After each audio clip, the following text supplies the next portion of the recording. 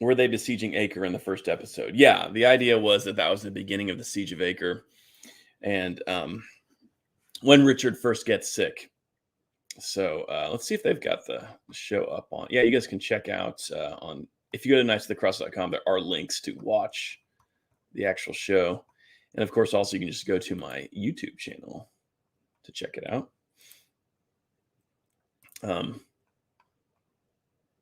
And a really good book, by the way, if you guys want to check that out, about the Siege of Acre, is by a guy named, let me pull it up really quick here.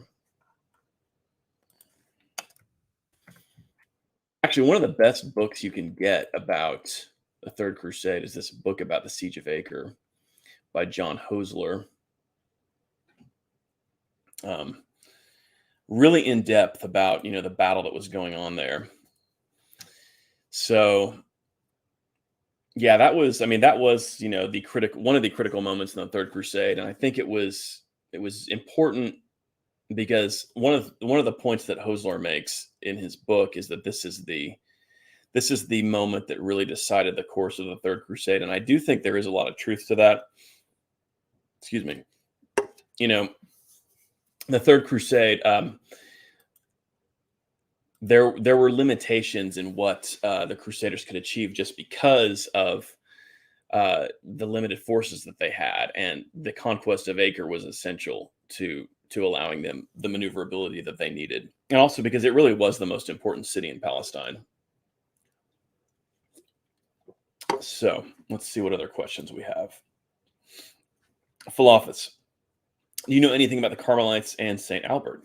I do know that the Carmelites were founded in conjunction with the Crusader states. Mount Carmel is close to Acre, I believe. Is that correct? You guys can correct me if I'm wrong about that. But so Mount Carmel was founded by pilgrims who were involved with the Crusades, and it may have even been the Third Crusade. I'd have to double check that. But my mom is actually a Third Order Carmelite, so she's pretty into the Carmelite thing. One of their big saints is Teresa of Avila.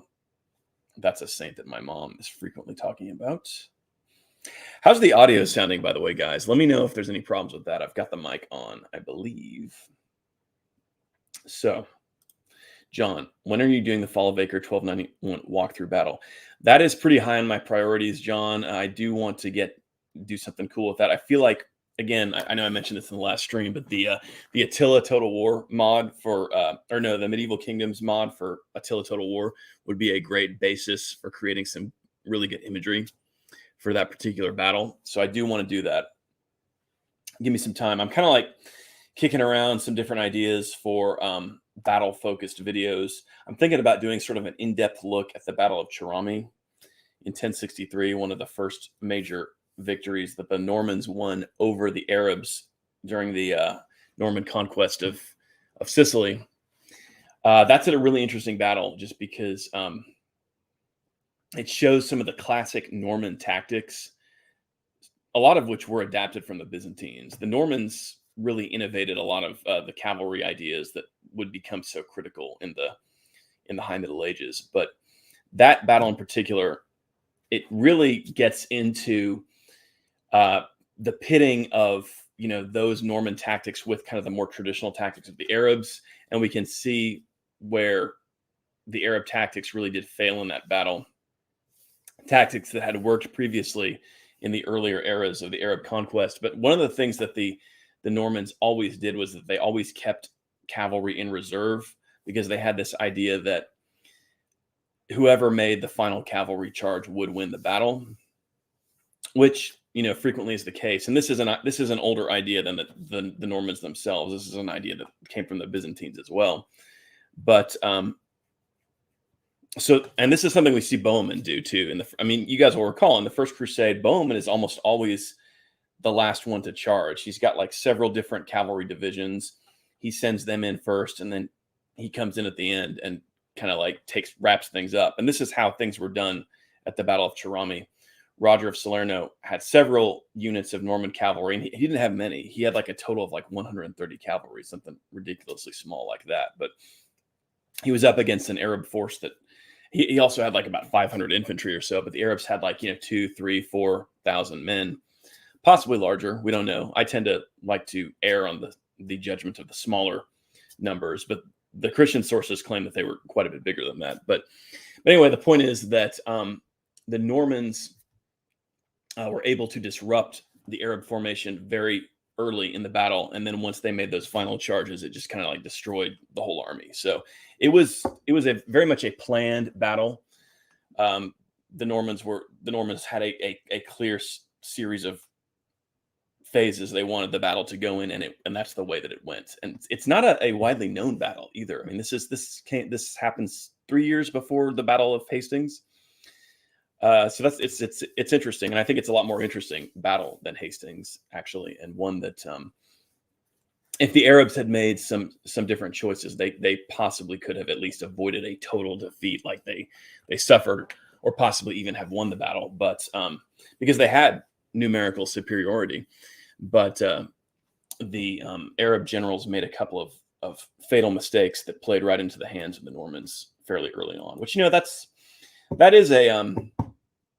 that is a theme in a lot of medieval history, a lot of just military history in general, is that if your enemy makes mistakes, that plays right into your hands. And so some of the best victories and most striking victories in history also owe to the mistakes of the commanders of the losing side. So it's not just always the brilliance of the victors.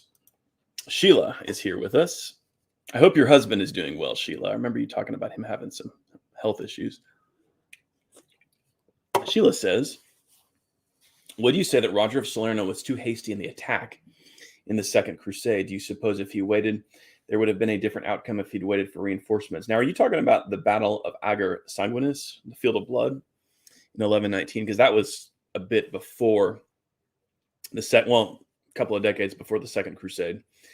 But yeah, I think that it's kind of universally agreed that Roger of Salerno's big mistake in that battle was that he didn't wait for the county of Tripoli and the Count of Edessa to show up and reinforce his army. He just kind of went out and went after the Turks early on.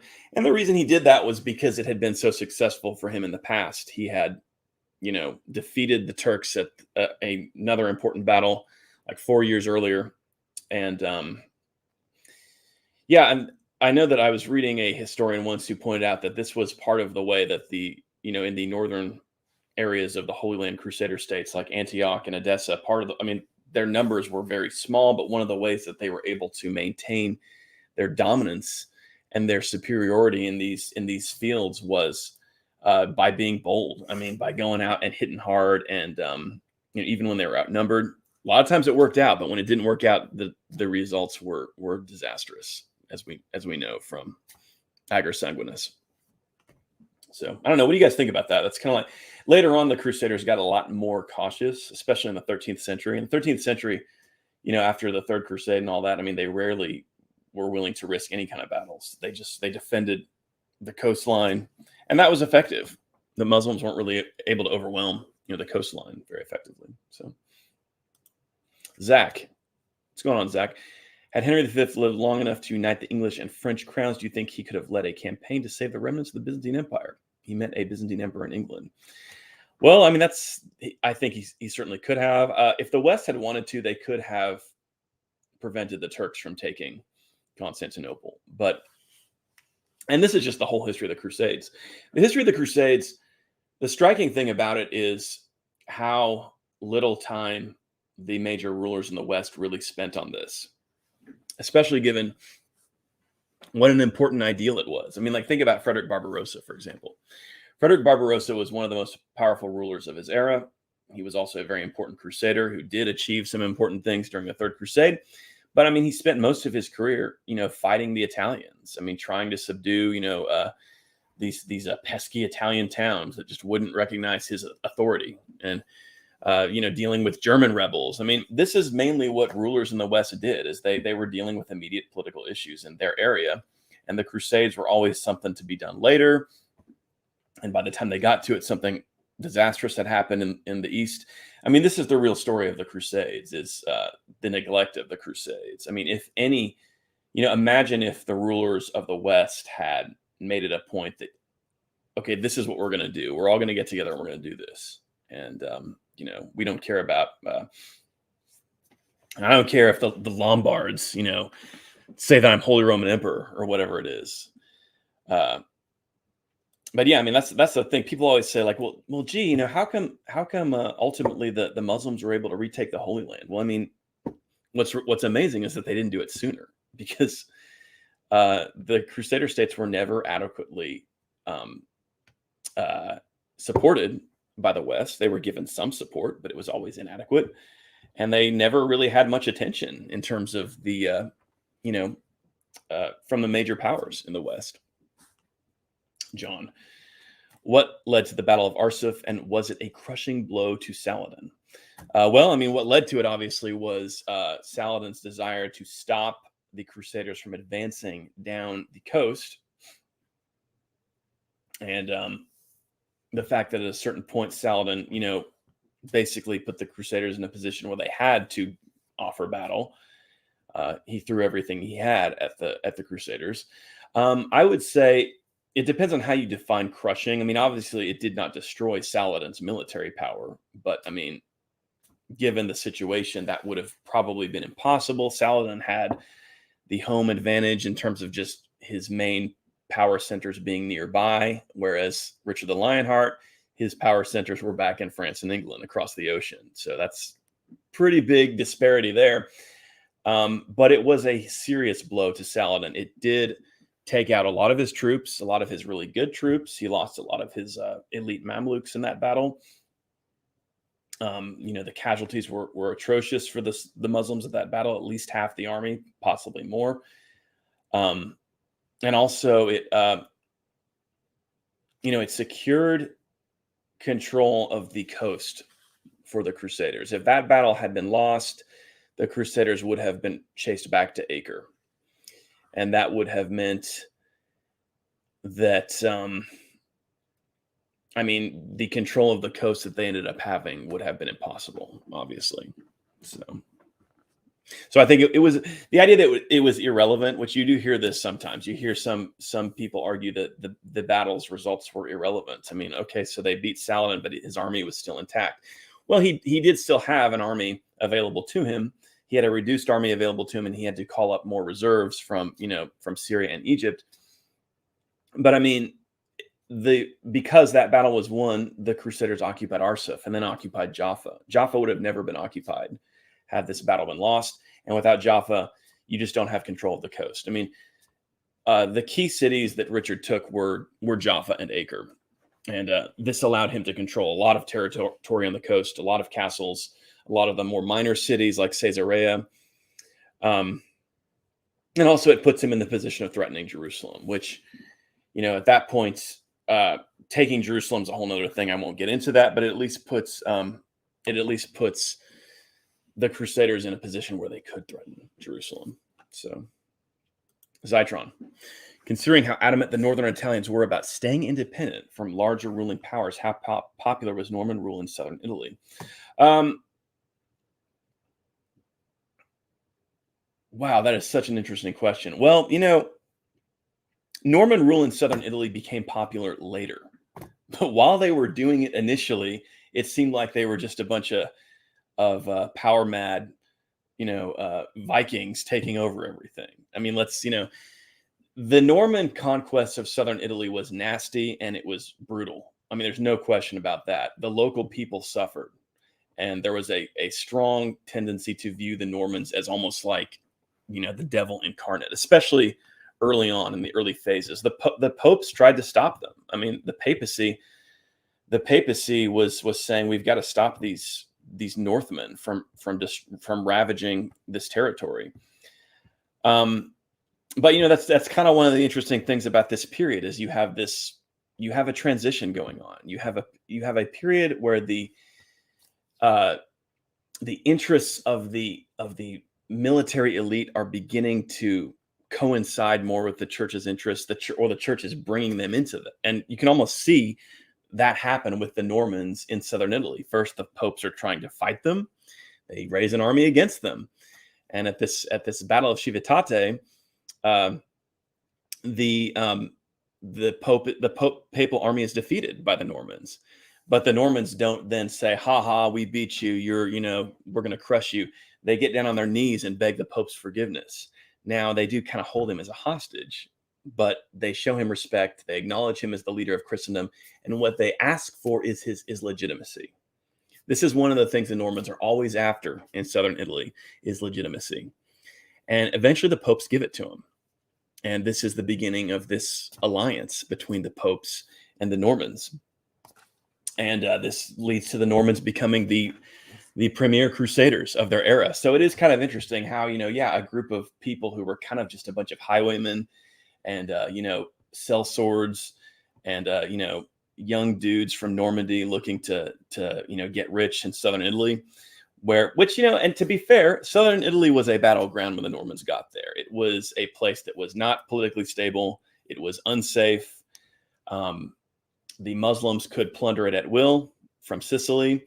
The various Greek and Italian authorities were constantly kind of fighting each other. It was a crazy place when the Normans got there. And it is true that eventually the Normans made it stable. The Norman kingdom, by the time, you get to like Roger II and all those guys, it's one of the wealthiest, most prosperous, and most stable and unified areas in Christendom. It's, the breadbasket of Christendom at a certain point. So I think, it's kind of fascinating how that happened. It's fascinating how you have kind of this like wave of plundering knights from the north who show up and end up turning the whole thing into a very coherent political entity.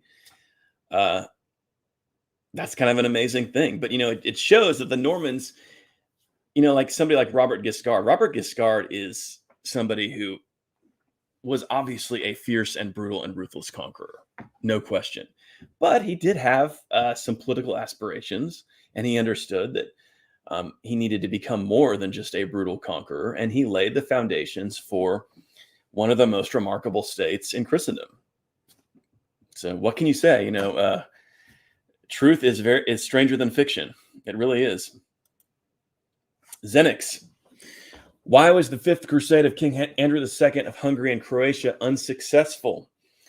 Beside the sieges that didn't go very well, were there some victories? Well, by the time the Fifth Crusade failed, Andrew II was long gone. He kind of left pretty early on, which sort of gives us a little bit of insight, I think, into the way things went with the Fifth Crusade. Is you had a lot of leaders coming and going. And the only common thread really was Pelagius and then the authorities from the Kingdom of Jerusalem itself, like John of Brienne. But yeah, you had a lot of the important people who kind of came and went. The Duke of Austria, I think, was also one of these. The real problem with the Fifth Crusade was that Frederick II never showed up and, put the finishing touches on it. If Richard the Lionheart had been there, they would have conquered a lot of Egypt, quite frankly, and probably held it. They did pretty well for themselves. I mean, Damietta was taken and was a Christian city for like 5 years or something. That's another thing people forget about the Fifth Crusade, is that it went on for like half a decade. And I mean, you can imagine Damietta became kind of a part of Latin Christendom. It had churches, it had a functioning clergy. I mean, it was sort of still had the flavor of an occupied city, I'm sure. But I'm sure a lot of people there just, kind of seemed like 5 years isn't a long time in history, but it's a long time, just in daily life. I mean, 5 years go by, and that's a big chunk of your life right there. So, all right, I'm going to get a few more questions here, guys, but let's see here. We're going to put something on so I can run and grab a refill on my drink here. I need to handle this ahead of time, but so you guys can take a look at the Knights of the Cross featurette one more time, and I will be right back. Portrays a story about someone who is deeply driven by his faith, which is something I believe our world needs right now. When the Christian Channel approached Cinema Forte about this project, telling the story of King Richard the Lionheart, we were really excited. It was a great opportunity for us to show creativity and push the boundaries of what's out there for Christian TV. To get a vast difference between locations, we used green screen technology coupled with the Unreal Engine. We were able to do a virtual scout in the Unreal world in order to choose our camera angles the same way we would have in real life if we had gone to a location. We loaded up the environment that we created. We were able to place the sun and the castle where we wanted, and the landscape that was right for the scene. Once we got on set, shooting green screen, we knew where our sun was so we could place the lights in the same angle. But once we got to compositing, the way the actor was lit matched seamlessly with the virtual environment. My favorite scene was the scene in the cathedral. Not only was it a great opportunity to portray the beauty of the Eucharist, but to also metaphorically show how Richard's resolve is empowered by this communion with God. When we were researching for the look of the show, we looked at Renaissance art as well as other period medieval art. We liked the feeling that some of these images portrayed, and we really wanted to capture that and inject that same feeling into the show. When I was researching about King Richard, I was excited to tell the story about someone who was so driven by their faith in God. And I wanted to portray what it would take for somebody to have that kind of faith and what made them tick, what would motivate them to do the things that they did.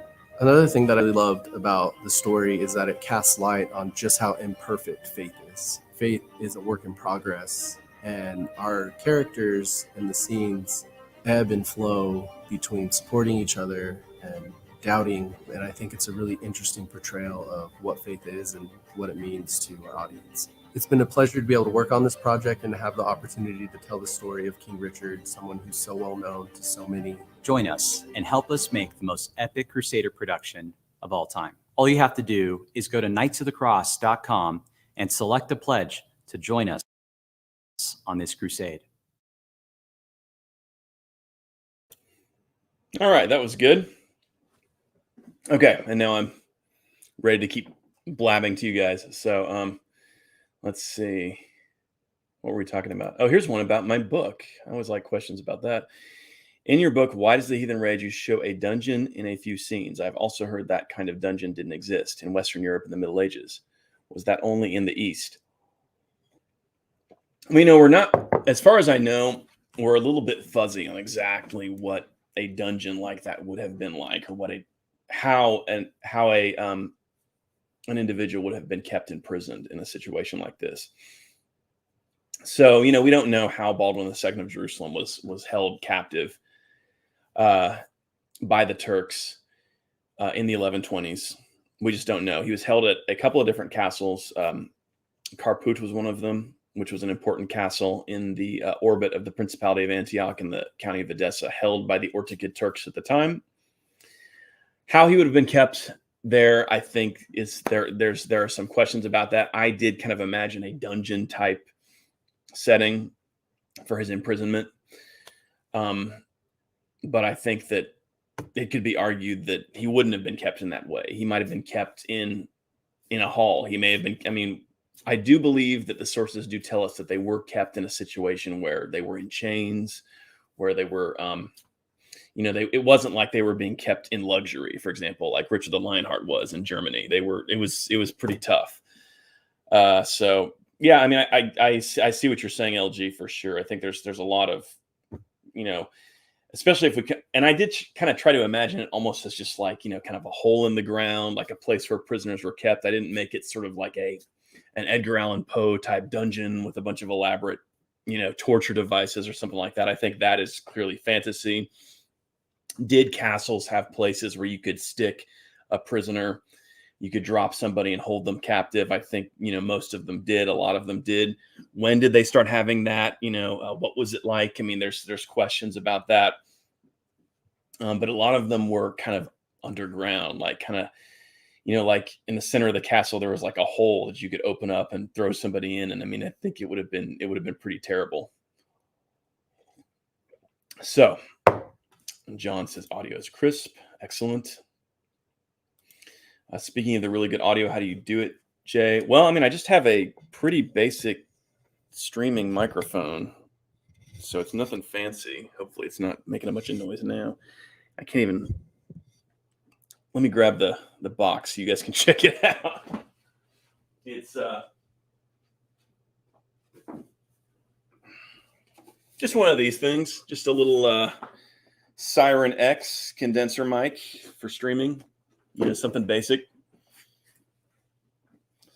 Let's see here. We'll do a couple more questions and we'll call it a day for now. Vaporwave, do you have any resource recommendations for learning about how the Franks helped shape the Roman Church? Wow. Yeah, there's a ton of stuff like that. I mean, if you want to pick up just some primary source collections about the Carolingians, and that's such an interesting question too, because I mean, the Franks were the church. I mean, the Frankish church kind of was very much integrated in the Roman church. There was just such a close association between the papacy and the Franks that, I mean, they shaped the church together, I think. So, yeah, that's I think one of the most interesting things to look at in terms of the direction the church ultimately went is looking at the Gregorian reforms of the mid 11th century, Gregory VII, and that school, Alexander II, Pope Urban II, of course, that particular clique within the church who really had, you kind of understand over time with history that a well thought out ideology that has a lot of commitment behind it really does shape the future, or has the potential to, because that group in the church had the ideas, they had the strong perspective, the strong ideas, and they won out, for example, over, the German bishops who just wanted to keep having wives and stuff and keep, doing stuff the way it had always been done. Ideology is so crucial. I mean, we think about obviously conquering armies and things like this, but ideology, especially when it's got conviction behind it, it influences, the people with the weapons and the people with, the military power. Like, this clique really did shape the high Middle Ages and the late Middle Ages, and the church from then on to this day, the church bears their imprint. So, getting a phone call, I'll have to take after we get off here. Okay. Well, I think, let's go ahead and wrap up for now. A lot of good questions still remain, but we are at the half-hour mark.